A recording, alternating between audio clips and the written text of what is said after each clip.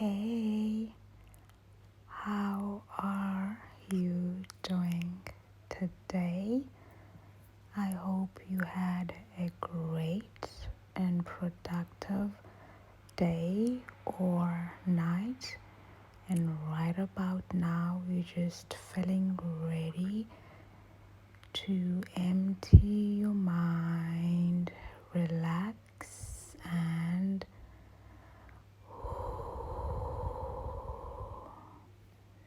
go to sleep. So I made a version of this video, but it was only in Xhosa, and someone said, or at least two people said, I love your outdoors videos. They're super duper relaxing. Could you try to make an English version, perhaps, where you are being soft spoken and slow, and hopefully they will enjoy watching today's video. I'll try to slow down a bit.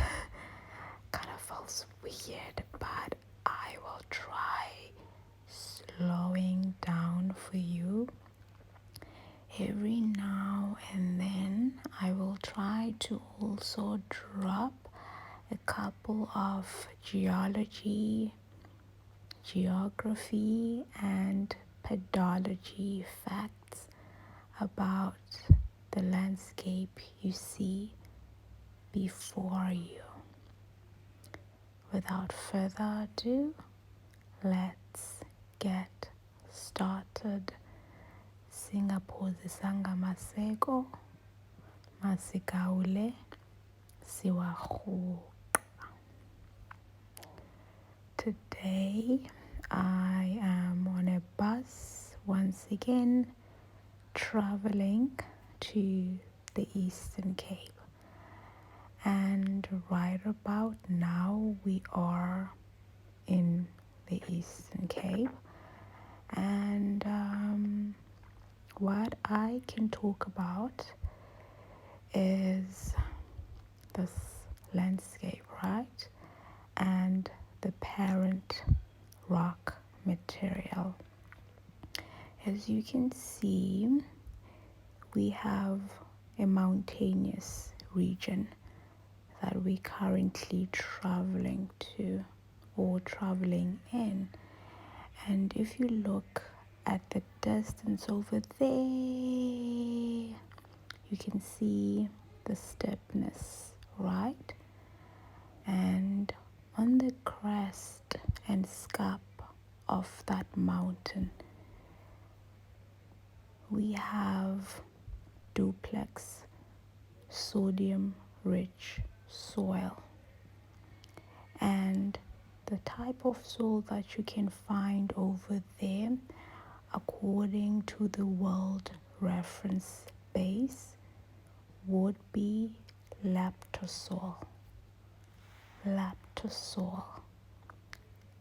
But in South Africa, we do not use the World Reference Base for soil classification. What that means is that we have our own soil classification system. And according to the Blue Book, South African soil classification system, this soil would be classified as MISPA or Glenrosa. And when the rainfall comes, this sodium-rich soil is highly vulnerable, so it's easily washed away by erosion to the lower lying regions, which are the flat regions next to the road. You can see that this flat region that's close to the road has higher vegetation, and it's rich in terms of diversity. And you can see a couple of cows feasting on the grass here every now and then as we're traveling. And there are gardens over here, what we call amasimi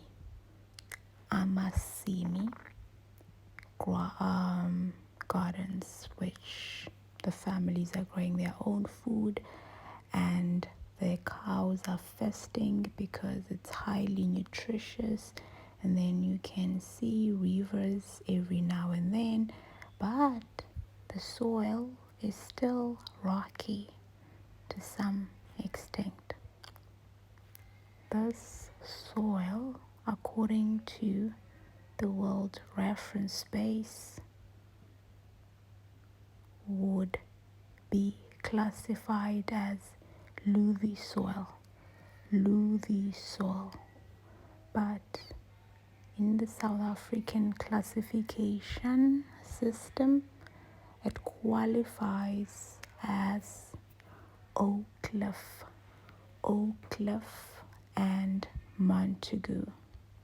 That's because it has an orthic A horizon and a neotutanic brown apedal B horizon, which is one of the most interesting things about South African soil. You can see the rocks over here if you look clear. It's a very rocky but very fertile soil, yet it's still highly degraded.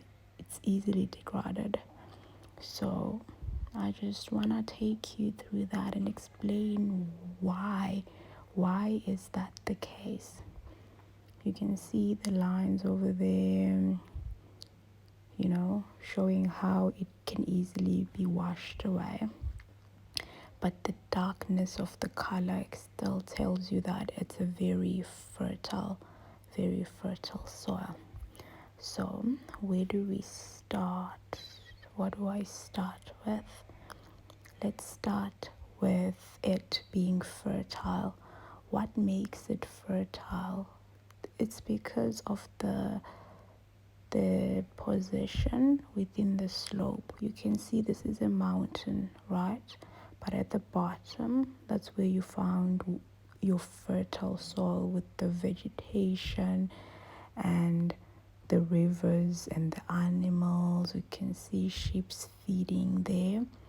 This is the sodic zone, which qualifies as the nutrient hot spot, because when rainfall comes, all the nutrients from the upper part of the mountain, the essential nutrients and salts, are washed away to the bottom, and they settle over there, improving fertility.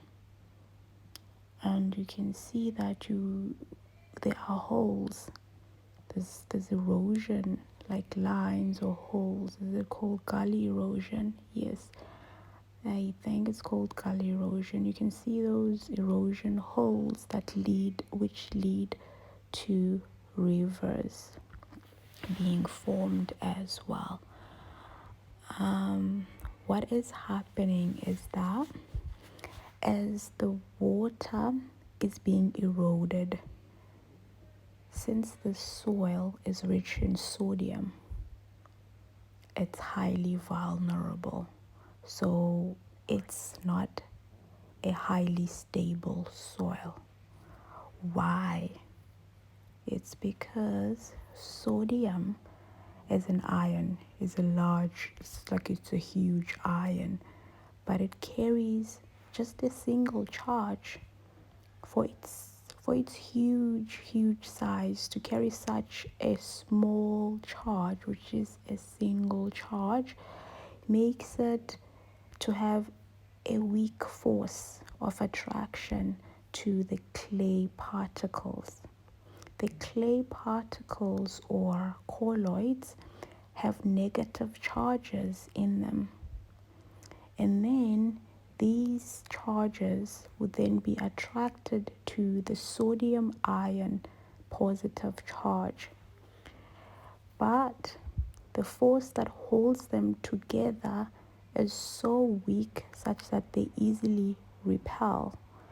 As they repel and attract, that causes the soil to have a weak structure because there's no stability, because the force holding the clay colloids together is weak. And because of this, the soil becomes susceptible to erosion. Hence, you can see that these lines and that the soil is not in a good physical state in terms of stability. And if you were to take soil samples from here, you might find out that aggregate stability is weak. Yes, there are nutrients because of erosion and the nutrients being washed away from the crust and the scarp. And then they also carry some of the stones and whatnot to the bottom. And on top of that, everything is flat, so you can plant, you can do everything. Oh my God, I feel as though I'm moving fast. Shh. Let me try to slow down.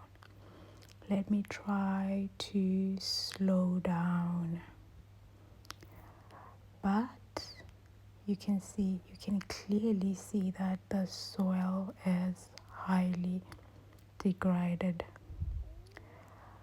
The good thing is that it is considered a nutrient hot spot by grazing animals, like your domestic animals. Instead of having to buy feed for them, you can just let them go into the veld, which is this place in this context, to have some of the most nutritious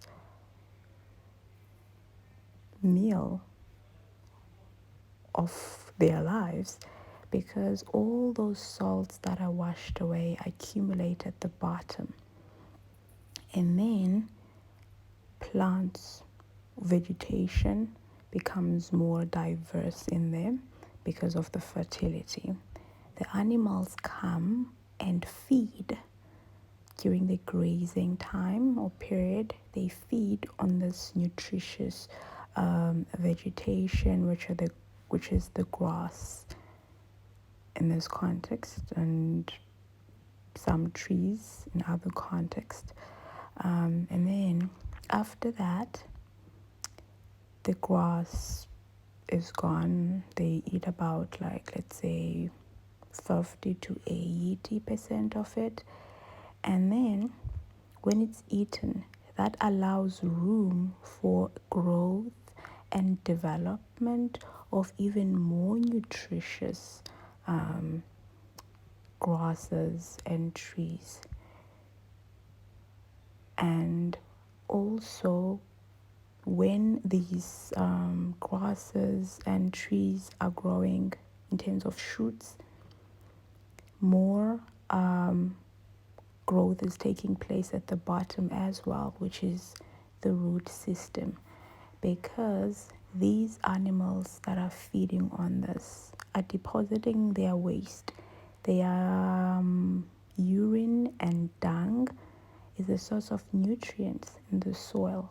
It's a source of carbon to the plants, and as it decomposes to produce organic matter, and then microorganisms in the soil help through the process of mineralization so that the nutrients could be available, particularly nitrogen, could be available in a form that the plant could use for its growth and development. More mineralization is taking place, more nitrogen is being released, and more photosynthesis is taking place because now the grass and the trees are greener because nitrogen is what gives the plant the green color. And then if you have nitrogen deficiency, you can start seeing that the plants become yellow. Once you start seeing the yellow color, that could be the sign of nitrogen deficiency. And now with this manure and dung being added into the soil, improving the nutrients, nitrogen, giving the plant its green color, that means more photosynthesis is going to take place. With more photosynthesis, there's more growth taking place. More growth of what?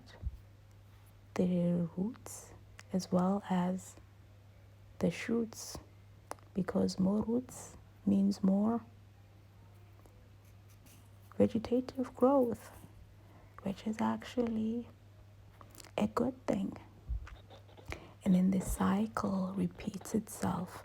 The cycle repeats itself up until you find out that, oh my word, this actually promotes biodiversity because the microorganisms are happy, the plants are happy, as well as the animals feeding on these plants are happy. But right now you're saying that, but this grass does not quite look green. It kind of looks brownish. So what are you talking about, Xhosa ASMR? I'm seeing brownish grass. It's not quite green.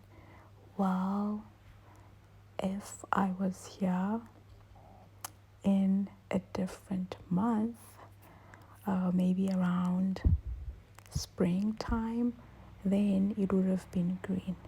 The reason why you can see that it has like green patches and then brownish patches and then some places are more green than others. That's because we are approaching winter and grass normally turns brown in winter.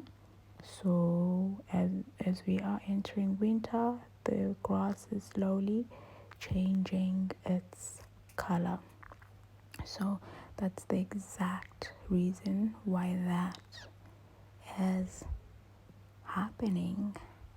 So yeah, I am mumbling and grumbling. I have no idea what I'm talking about. Let's think.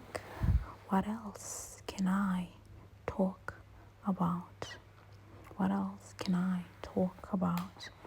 The other thing I wanted to talk about is the fact that we are having... Let's wait for the car. Let's wait for the car. I now even forgot what I was about to say. This is what happens when you don't plan your videos and then you film everything only in just one take. This is what happens. This is what happens. I was about to say that's actually a very good thing as well for the environment, that we let nature take care of nature, if you know what I mean. So with these animals feeding in the world, they store more carbon in the soil, carbon which would have otherwise been emitted into the atmosphere if we tried to interfere with nature. It's something that would have interfered, and I'm pretty sure there's someone out there who's like, but girl, it's still being emitted into the atmosphere. But I think it's to a lesser extent though. I think it's to a lesser extent as opposed to when human beings try to interfere with what nature is doing. And there was something, I love reading papers on the carbon market and whatnot, and greenhouse gas emissions and climate change. So there was this article that I was reading about a professor, but I'm not sure. Is it from Australia? I think, yeah, it's a professor from Australia. He works he works on the ocean, and he actually found out that he didn't find out that, but he is doing an experiment where we know most of our greenhouse gases are being emitted by livestock, right? Some of the largest quantities are being emitted by livestock, particularly our cows. You know, they emit a lot of methane. So this professor who works in this ocean took seaweed, red seaweed, and mixed it with animal feed, and found out that when it's being mixed with animal feed, and then that feed is, you know, taken or consumed by the cows, methane emissions could be reduced by up to 90%. And I was like, that's interesting. Why is that the case? Like, what happens? And that is because seaweed has bromofoam, and bromofoam plays a role in the rumen's cow in making sure that they produce the methane gas. The bacteria and stuff produce the methane gas to a lesser extent. I was like, that's quite interesting. So yeah, but I'm just like curious in the long run to see if seaweed won't have a negative effect on the cows themselves, you know what I mean? Because even with the car, before cars, people were riding horses and stuff, and then horses would pour their dung everywhere they go and whatnot. And it was like, this is not good for the environment. Let's design something better than that. Let's make a car. And then because the car won't deposit any of its manure, it's going to be like clean for the environment. And like years later, look at the car and what it's doing to the environment. So now we are feeding, not like we are feeding, but now scientists are actually saying that you can actually feed seaweed to your cows so that they produce less methane. And I'm just like curious, what is the cow going to have as a consequence of that? Or is it just like basic, the cow won't have any consequences to that. Food for thought. Food for thought.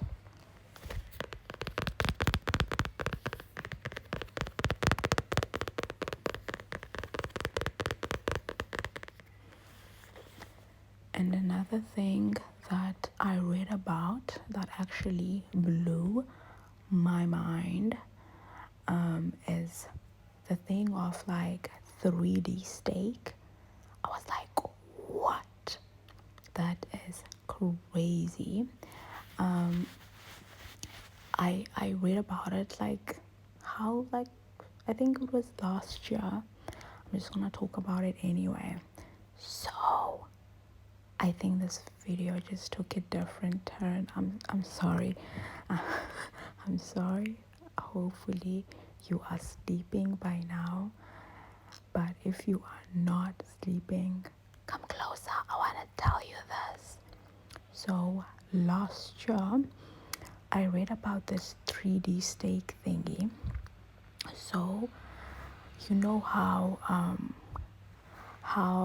like everybody is being promoted to go vegan and stuff, like everybody should go vegan, we should stop eating meat and all that. So other people are like, no, I'm never gonna stop eating meat, I love meat. So everybody's like being divided, like, we want meat, please let us eat meat. And the other people like, you are bad people for eating meat. So there was this article that was written saying that they have a solution for that, to keep both the vegans and, is it vegan or vegetarian? I'm not quite sure. Vegans or vegetarians and like meat eaters both happy. So it was saying that you take, what is the process called? You would go with an injection. You would go with an injection and take a gene from an animal, any other animal, right?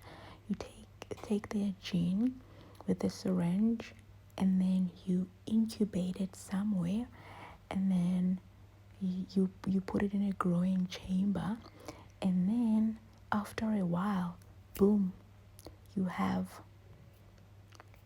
meat. You have meat. You didn't do anything with the animal. You just took the gene that you wanted. Let's say you have a chicken, you took a gene for a thigh.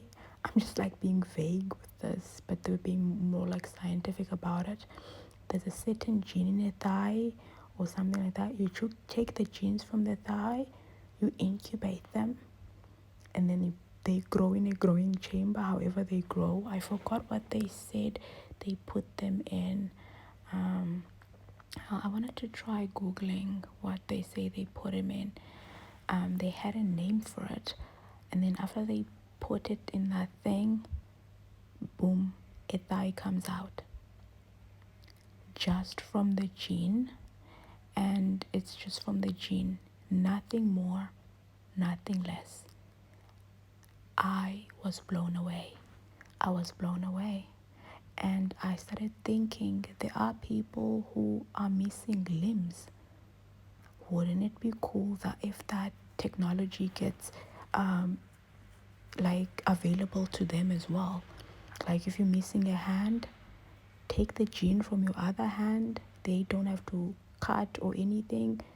Just like put a syringe, like a needle, syringe, take a gene, and then make you another hand. So it's basically cloning. That's what it is. It's basically cloning. I found that quite interesting. What do you guys think about it?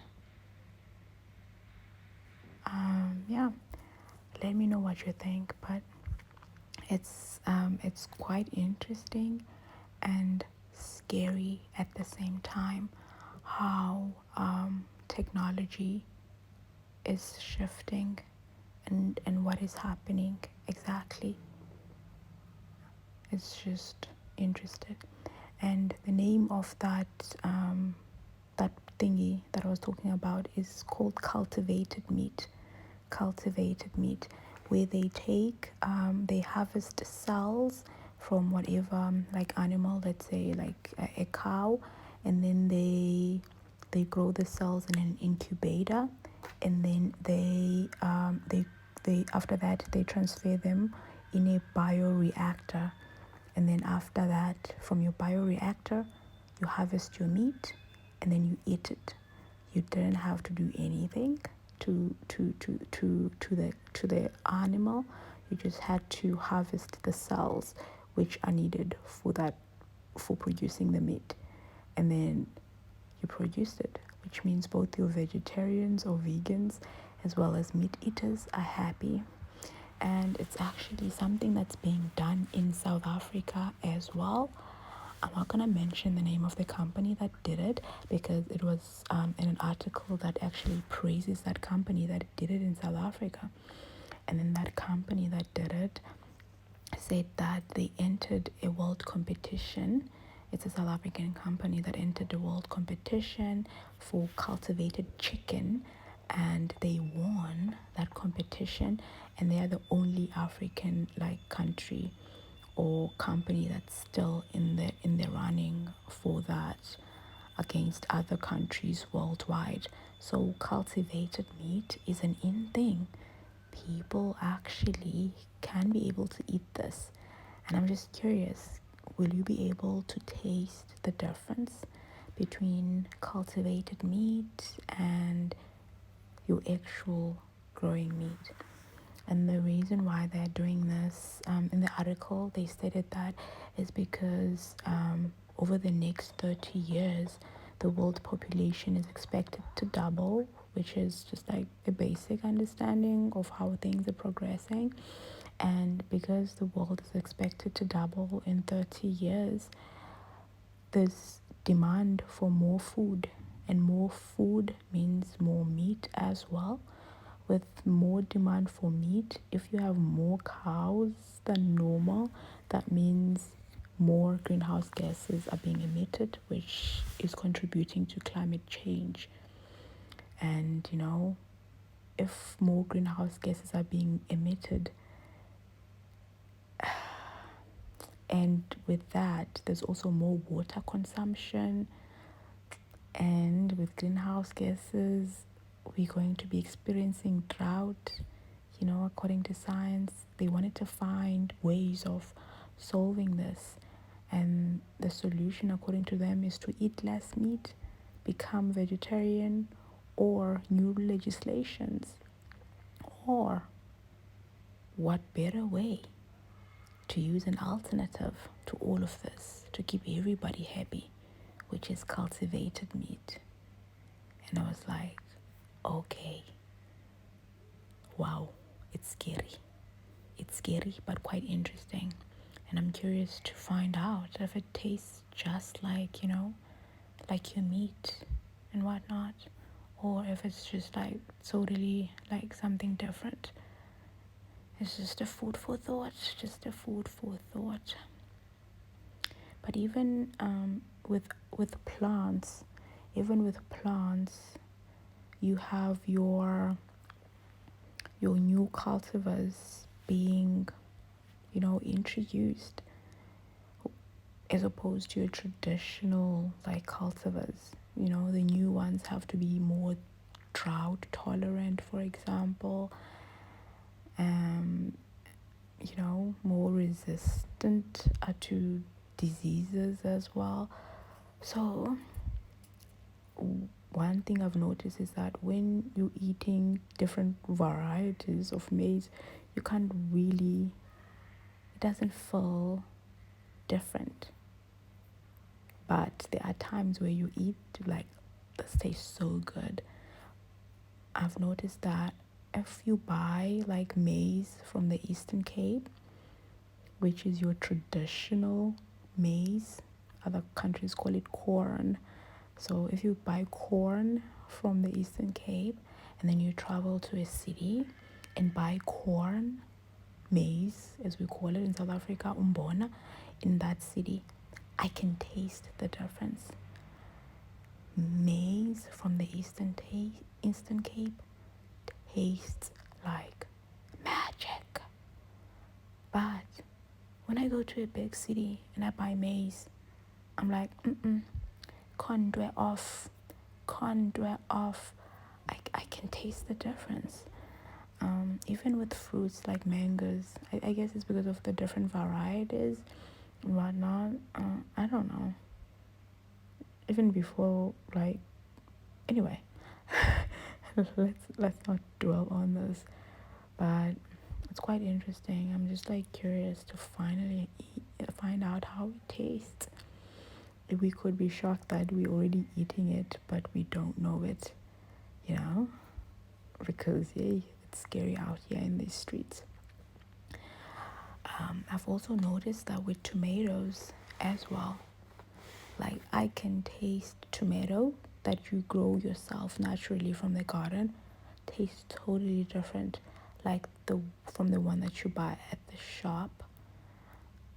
The one that you buy at the shop kind of tastes like dust.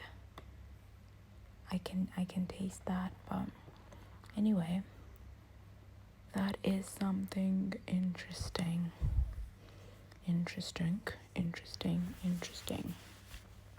So scientists are kind of trying to find ways of facing or tackling challenges that we're most likely to face in the next 30 years or so, because the food demand will also increase. So they're trying to do everything in their power to find new ways of doing things. And as you can see, every now and then in this video, you see like cows, sheep, like just feeding on stuff. There was something that I read on this as well, that one of the main like disease that they face, I'm not sure if I should even call it a disease but it's just like a challenge that the livestock is facing, is the issue of ticks. They're just like parasites sucking everything on the animal's life. So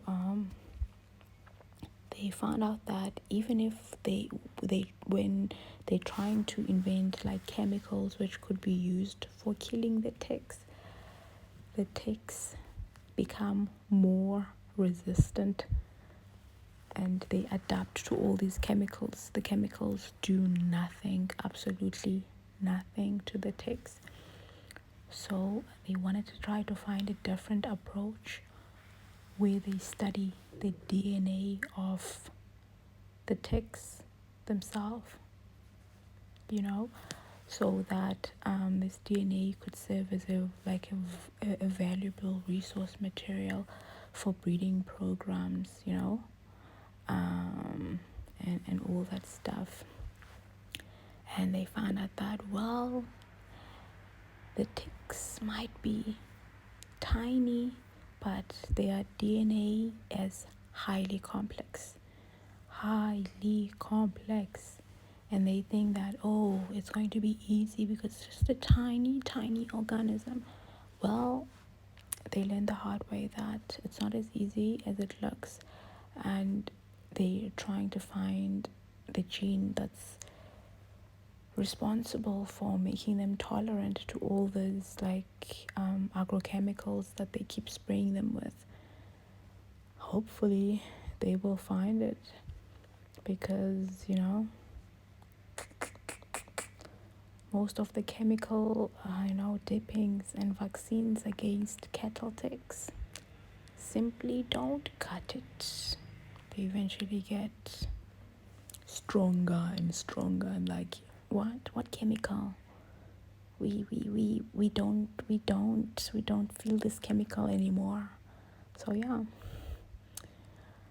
Anyway, I think I'm about to enter town now, and this is exactly what happens when you make a video without any idea of what you're going to be talking about, and then you just winging it.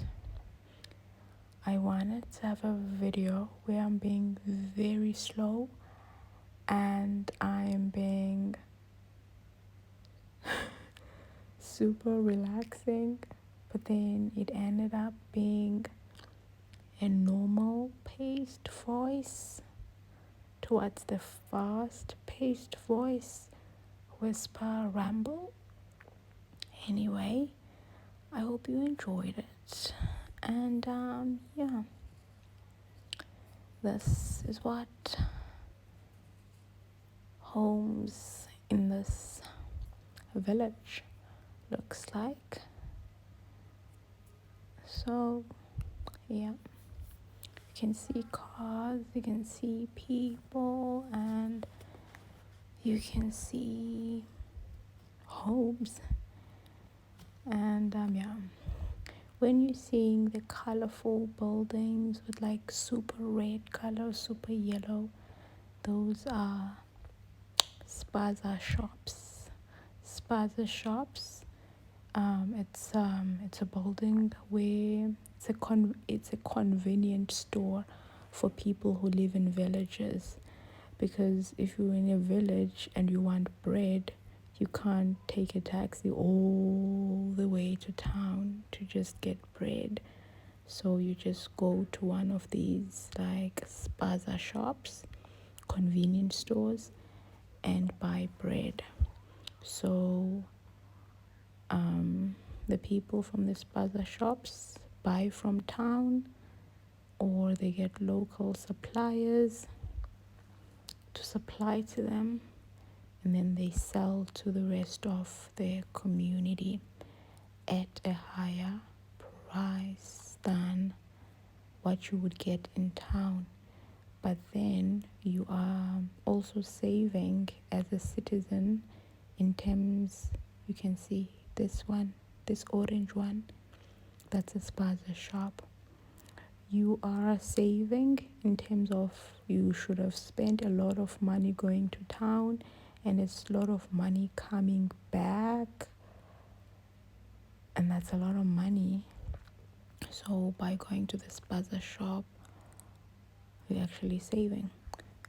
But it depends on what you're buying though. You can't buy your entire groceries at the spaza shop unless you're in the middle of nowhere and the only like option is a spaza shop. But when you're doing like your normal like day-to-day groceries for a month, you go to town and then you buy your monthly groceries in town, and then you're just only spending your transport money once if you're taking a taxi, and then you're saving because you only just went once. Because if you are going to a spaza shop, it would end up even costing more than that money you would have spent going to town and coming back. So you even see outside it's written spaza shop.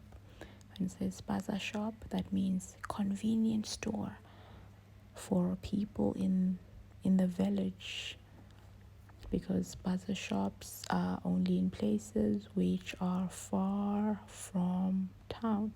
You don't really see a spaza shop in town, and if you see a shop written spaza shop in town, people would run because they know things are more expensive from there, because even the people from the spaza shop buy from the shops in town, and then they make profit by selling at a higher price than town. So maybe if you were cooking and then you ran out of salt or cooking oil or something like that, you can quickly run to a spaza shop to get that and continue with your cooking instead of going all the way to town just to get salt. You know what I mean? So yeah, we can see over here it's pollution, like there's too much plastic and we have officially entered town. That road that we're going to be entering into, parallel. Is it parallel or perpendicular to us? I never actually understood the difference between parallel and perpendicular. I think parallel, you know what, let me not even try to think about it. But when it came to maths, and then they said calculate the line perpendicular to the angle of the line perpendicular to, I knew what they meant because I could see like what they meant, but I never took the time to actually learn that. Kind of like how I never took the time to differentiate between vertical and horizontal, but I know now. I know the difference between vertical and horizontal, but it took me a very long time to get the difference between those two. And it took me a very long time to instantly differentiate my right from my left. I used to do like this. If I can do that, I'll say, okay, this is my right hand. This is my right hand. If I can snap it like that, and then I can't do that with my left hand, but I now grew to know that. And the other thing that is kind of weird to me that I kind of maneuvered my way is that a lot of people, when it comes to time, they easily understand the time that looks like the time on your phone. But with me, I easily understand the round time, the one on the watch, like on your wristwatch. I can easily tell the time on that watch instantly. And the only problem with this one on the phone is that I can only do like 1, 2, 3, 4, 5, 6, 7, 8, 9, 10, 11, 12. And then I understand the AM and the PM. That's easy. The only difference is then it's like 13, 14, 15, 16, 17, 18, 19, 20, 21, 22, 23. I understand a few of them. Like I know, okay, 13 is 1. So now when it's like it's 18, I have to like count from my hand, like 13, 14, 15, 16, 17, 18. Okay, if it's 18, that means it's 6 o'clock. That's where it gets tricky for me. I always use my hand to count. 13, 14, 15, 16, 17, 18. Then I count with my hand. It's like, okay, 18, 7 o'clock. Isn't that weird? I find that quite weird. But I was really good at maths at school. But I'm not saying never.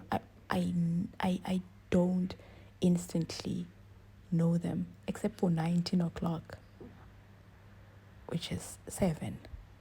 Anyway, goodbye. I have to go now. You can check out this other video if you want to watch a different video from me. I will see you guys next time. Good night.